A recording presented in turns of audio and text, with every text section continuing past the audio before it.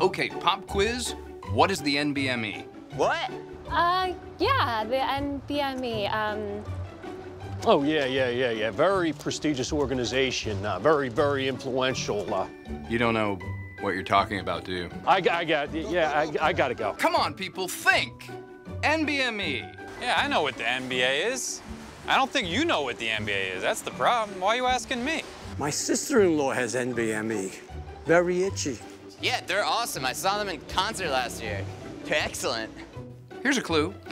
NBME stands for National Board of Medical Examiners. Oh, sure, that's where they do the autopsies. No, the NBME does not do autopsies. Then they store the dead bodies there. I know they do something with dead bodies. Can anyone please tell me, what does the NBME do? Anyone? Oh, yeah, sure, I can. The NBME ensures that your doctors, basically anyone on your healthcare team, have met their professional standards. The NBME protects the public's health through state-of-the-art assessments of health professionals. Wait, Julia Louis-Dreyfus? How did you know that? I'm familiar with their work. Oh, look, it's Julia's dad. Absolutely right, Julia. And here's another fun fact about the NBME. It turns 100 years old this year. That's a long time making sure doctors aren't quacks. Well, that's one way to put it. And we're not just talking about doctors for people. The NBME also helps the National Board of Veterinary Medical Examiners create assessments for veterinarians. Okay, now that word assessments, that's a euphemism for tests, right? Because nobody likes tests, but assessment, yeah, sure, I'll take one of those. Pretty crafty, NBME. Actually, a test is one kind of assessment, but the NBME develops other assessments too, like assessments that professionals can take on their own, online, just to judge for themselves whether they're keeping up with new developments. Oh, so people can take some assessments to sort of test themselves just for fun? Tell me more. Students use our assessments online to fine-tune their studies. Medical schools use our assessments to see how students are progressing. Medical boards, healthcare professionals, academic institutions, licensing agencies, all of them count on us for our state-of-the-art assessments. We're assessment innovators. Okay, so let me be the first to introduce Dr. First. Bet he's never heard that before. It all began in 1897 when Dr. William Rodman, a surgeon from Kentucky and an important player in the huge reforms in medical education about to take place, moved to Pennsylvania and discovered that his medical license would not transfer. So all of a sudden, Dr. Rodman had to meet Pennsylvania's requirements, which included a whole new test. Look, his eyes kind of follow you around the room, which is good in a surgeon. Dr. Rodman was not a guy to take things lying down. He founded the NBME in 1915 to create one licensing exam that all states would accept. Yes, and as we all know, William Rodman was the guy that said that we need a high-quality medical licensure exam that will meet the needs of every state licensing authority. And that's what happens now. So patients all over the United States know their doctors have met the same standard. Over time, the NBME began to create tests for other healthcare professions and other kinds of assessments. The first exam was quite different than it is today. First of all, it lasted for 6 days. Second, test takers had to demonstrate their suturing skills and other surgical techniques. For example, in the first exam by sewing together 2 pieces of small intestine without the benefit of standardized patients and simulation centers. I can only imagine where the examiners got the practice intestine. Scruffy? In 1954, John Hubbard, the founder of the modern NBME, led in the research that changed the format from essay and oral examinations to multiple choice questions for most of the components of the test.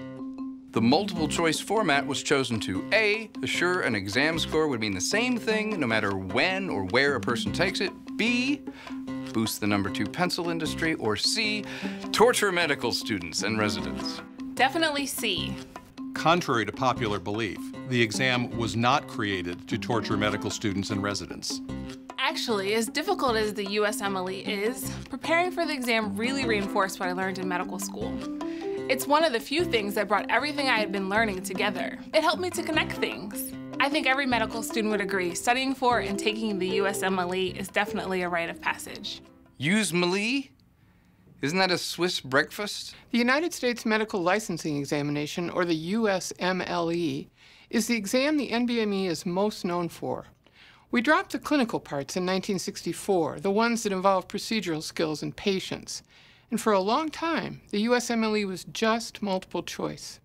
In 1999, we added a computer simulation of patient care decisions. And in 2004, when we were confident we could assess clinical skills with reliable results, we added an exam with standardized patients. Yes, that's when the test taker does a bunch of mock exams on people trained to act like patients with different diagnoses.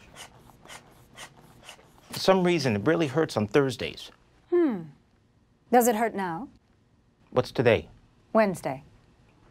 No. Now, why should I trust that these assessments can really screen a doctor's competence? The questions in all of our assessments undergo rigorous review by both professional staff, we've got almost 450 staff members, and by our volunteers, more than 300 practicing professionals and research leaders each year. Wait, people volunteer to help come up with these test questions for the NBME? In their spare time? Shouldn't they be playing golf or seeing patients? Hundreds of healthcare professionals volunteer to serve on our faculty. They understand how important good assessments are to be sure that all members of their profession can provide excellent care to patients. Besides, they enjoy working together and with our staff. I love volunteering for the NBME. I get to work with colleagues from all over the world, debating whether we have the science right and how it translates to clinical practice. I learned so much from the on-staff professionals. Plus, on my committee, we have a tradition. When we reach the final question, we sing it in Gregorian chant.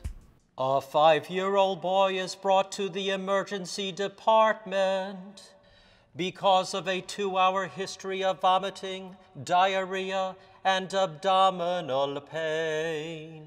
Abdominal pain. We really do want to help students and residents. We provide self-assessments and practice tests. It's very gratifying that governments and schools around the world want to work with us. We consult with them about how to develop curriculum and assessments that work well together, about how to write test items, and a lot more. And we learn a lot from our international partners as well. So the next time you're vacationing in Italy or Singapore and you need your gallbladder out, you know your doctor will be qualified to handle it. But I sincerely hope that doesn't happen to you on vacation. It's true, and every place is different, just like every profession is different. But they all look to us for the same thing: quality assessments that will help them set standards and protect their citizens and anyone, including you, whether they are visiting Italy or Singapore or Brazil. The NBME is more than just a testing organization. Tests are just one tool we use to assess healthcare professionals.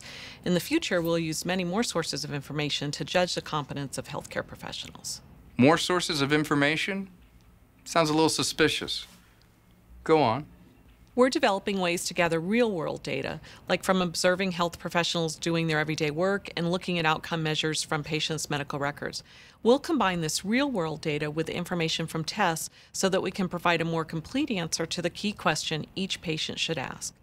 Does my clinician have all the competencies relevant to provide good care for me? That's a good question to ask. In addition to observing individual doctors, we'll also look at healthcare teams and institutions, and we'll develop tools to assess healthcare professionals throughout their careers. That sounds good to me. Julia, anything else you'd like to add?